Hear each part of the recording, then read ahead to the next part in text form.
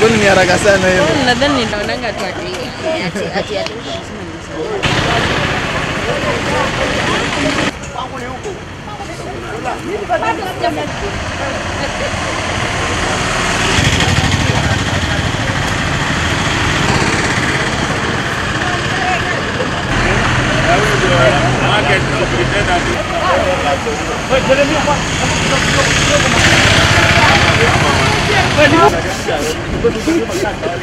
We have families and whatever we sell here, they're souvenirs.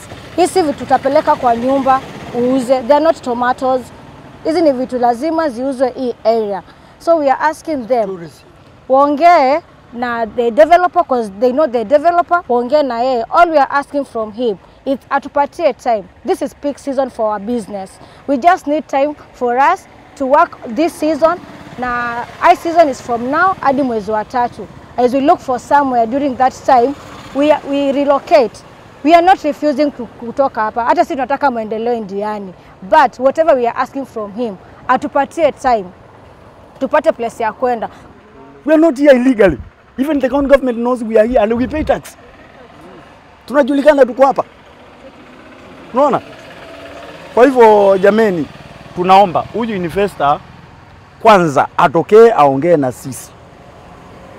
Hiyo si kazi ya MP wetu, hakuna kitu si investor wa hapa. Tunataka mwenyewe aje atuambie jameni, mimi nataka kutoka siku hii mpaka siku hii mtoke. Tunaelewa sisi wanda wazimu, hatuwezi katalia kwake, lakini atupatie time.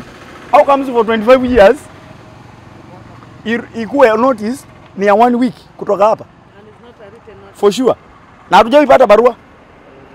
Ni magari tunaona hapa tu ya serikali, hiyo hapa mtoke, tunawapatia 1 week, hatuwataki hapa tena. We are calling up our governor, Fatuma Chan, please help us. We need your help. Tunanyanyaswa. Na sisi ni wananchi wa Kenya na tunalipa taxes. Hapa kila mtu ako na license yake. Hakuna mtu alipi license. Tunalipa kila kitu. So sisi tunaomba usaidizi wenu. Tukiomba sana Mheshimiwa Fatuma Chan utusaidie.